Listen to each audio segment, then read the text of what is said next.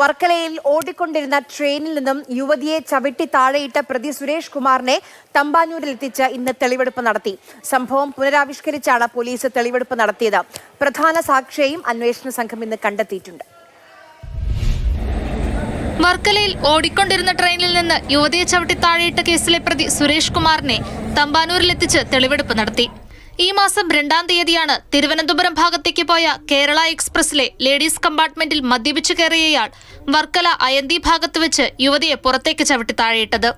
അപകടത്തിൽ ഗുരുതരമായി പരിക്കേറ്റ ശ്രീകുട്ടി ഇപ്പോഴും ചികിത്സയിൽ തുടരുകയാണ്.